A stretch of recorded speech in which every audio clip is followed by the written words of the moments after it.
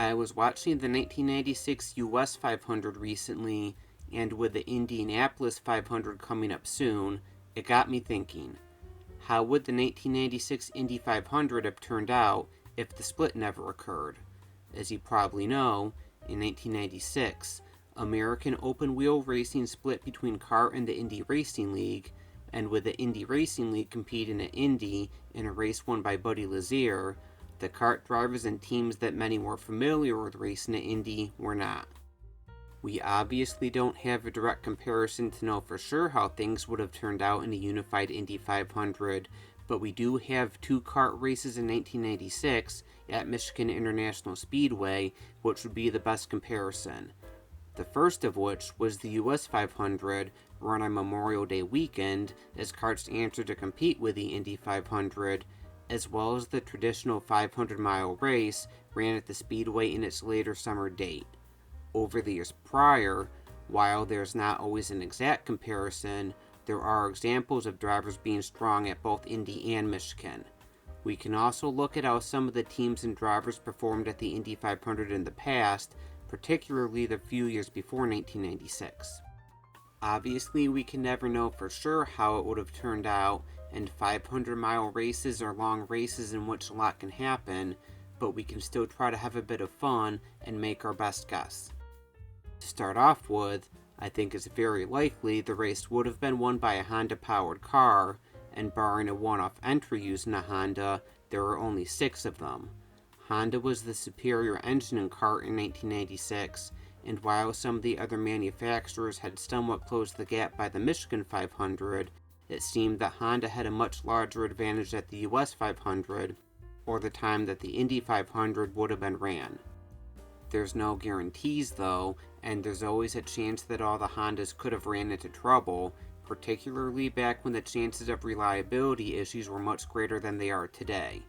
So to start, here are some of the non-Honda drivers that I think would have been the strongest contenders. To start off with, let's look at Scott Pruitt. He was the winner of the Michigan 500 in 1995 and also ran well at the 95 Indy 500, even competing for the win towards the end before crashing out.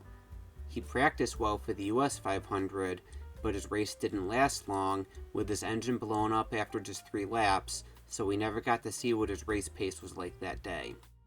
In the Michigan 500, he was strong again, and was one of the contenders for the win towards the end of the race. He led briefly towards the end, until being passed by Andre Ribeiro, but then under yellow, he ran into engine troubles, costing him the chance to fight for the win on the last restart. Another driver to look at is Greg Moore. While a rookie, he had performed well in the earlier races in 1986 and was running strong pretty late in the US 500 as well, before an engine failure with 25 laps to go. Moore and the team thought they were in a position to win as well, but we'll never know for sure. He was strong again at the Michigan 500, leading 31 laps in the early stages before running into reliability troubles. In an interview after retiring, Michael Andretti picked Moore as the strongest left in the race with the best handling car. The one thing going against Moore was inexperience, being 21 years old with just a few races completed, so to pull it off at the Indy 500 would probably have been a big ask. I also feel that you can never count out Team Penske and their 2 drivers, Al Unser Jr. and Paul Tracy. While Tracy ran quick in practice at times for the US 500, neither he nor Unser could dial the car in during the race and didn't really compete at the front. Tracy then sat out at the Michigan 500 following a practice crash, while Unser once again seemed to lack the speed of the top drivers that day. They obviously missed out at Indy in 95, but they almost certainly wouldn't have had that much of a struggle qualifying had they raced there again in 96. Overall, on paper they don't look like a potential favorite in 96, but I just don't think that you could rule out Penske either. Another one I feel that you can never count out is Michael Andretti. Every year, it seemed like he was one of, if not the favorite at Indy, but he obviously was never able to turn that into a win. He didn't run the strongest at the US 500 before retiring early, but but he did run strong early on at the Michigan 500, leading a few laps, but then suffered from an alternator failure. In an interview after retiring, he said he thought he could win the race as he felt his car was the strongest over the course of a long run. While him and Newman Haas didn't appear to have the quickest package for a race like this in '96, I'm sure they would have been quick enough to at least run near the front, so he still probably would have been one of the most likely to take the fight to the Hondas. A final one that I fail to look at is Mauricio Gugelmin. Driving for Pac West, he ran really well during the first half of the '95 Indy 500, even leading the most laps in that race before tailing off in the second half. He then performed really strong at both races in Michigan at '96, being the only car besides Jimmy Vasser to finish on the lead lap of the US 500, and at the Michigan 500, he finished third, being one of 3 cars to finish on the lead lap that day. He also really quietly put in some good drives in general around that time, so I feel like he would have been a factor at Indy. Perhaps this is a bit out of the box, but if I were to pick a non-Honda car to win the '96 Indy 500, I would actually probably pick Gugelmin. Now let's look at the Hondas. Of the 6 Hondas, the 2 that I think would have been the least likely to win are Parker Johnstone and Gilles de Ferran. However, I think both of these still could have. Johnstone ran very strong at the '95 Michigan 500, dominating the early stages from pole, leading 52 laps early on, until running into reliability issues that would eventually end his day. He also ran strong at the US 500 in '96, and was a contender for the win in the closing stages. He led from laps 166 to 199, and then retook the lead on lap 207 after Vasser pitted from the lead, but he then ran out of fuel, costing him a chance to win, and then eventually retired with gearbox troubles. He wasn't as strong at the Michigan 500 though, never really competing with the leaders, and eventually retired after a heavy crash late in the race. He would have been an Indy 500 rookie in '96, along with his team Brix Comtech Racing, which is why I think it's not as likely he'd win, but the pair figured things out pretty quickly at Michigan, so who knows. They could have been just as strong or even stronger at Indy. De Ferran, on the other hand, ran well at both Michigan races, but never seemed to have the outright speed of the other Honda cars. He did run well through the '96 season though, consistently picking up strong points along the way. All things considered, I still think that a race like Indy is one that he could have had let come to him throughout the day, so I don't think he can be ruled out. This brings us to the 2 teams that I think would have been the favorites, which are Tasman Motorsports and Chip Ganassi Racing. Tasman's 2 drivers were Andre Ribeiro and Adrian Fernandez.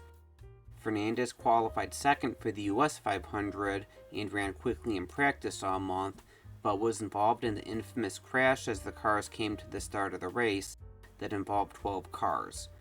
He was the only one that was not able to get his backup car ready for the restart of the race, so we never got to see his pace that day. He ran well at the Michigan 500 though, and was running second behind his teammate Ribeiro, but retired with a clutch issue after a pit stop on lap 169. Ribeiro, on the other hand, was strong in both races. He was a front runner throughout the whole US 500, leading from laps 208 to 240, trying to hold off Vasser for the win. However, he had to make one more stop for a splash of fuel at that point and only finished 4th. He was then the winner of the Michigan 500, leading the most laps of the day at 114, all of which came in the second half of the race after some of the other drivers that would have been main contenders ran into trouble. On top of that, Ribeiro also won the oval race at Rio earlier in the year as well.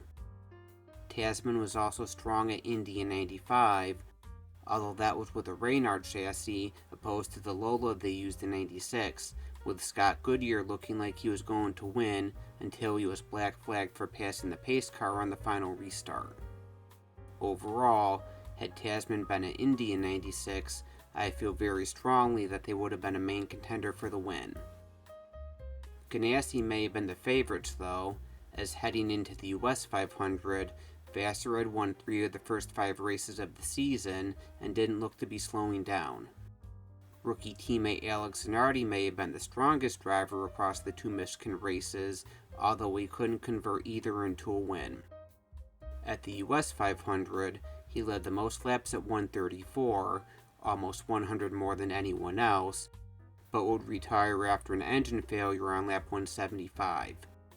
He then led 74 of the first 127 laps at the Michigan 500 until tagging the wall on the exit of turn 4 while being chased by Ribeiro.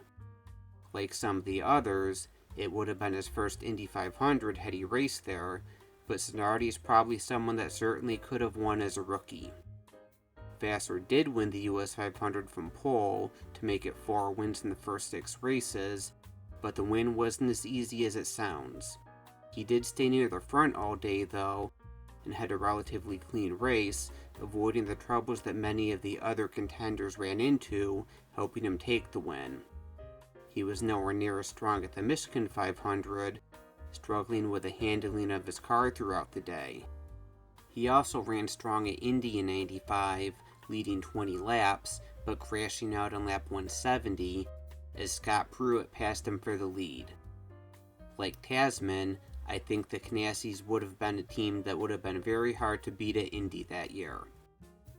Overall, when considering everything, if I had to make a pick for who would have won a unified Indianapolis 500 in 1996, I think I would choose Andre Ribeiro. He was strong on ovals at the time, was in contention to win both races at Michigan, and drove for a team that nearly won Indy the year before. There certainly would have been contenders that would have been hard to beat, but I think he would have been capable of doing the job. Like I said at the start though, we have no way of knowing any of this for sure, and it's all just for a bit of fun. All things considered, how do you think the Indy 500 would have turned out in '96 if there was no split? Do you think it would have been one of the favorites that came out on top, or do you think one of the underdogs could have pulled it off that day? I'd be very interested to hear who your picks for the win are. Thanks for watching.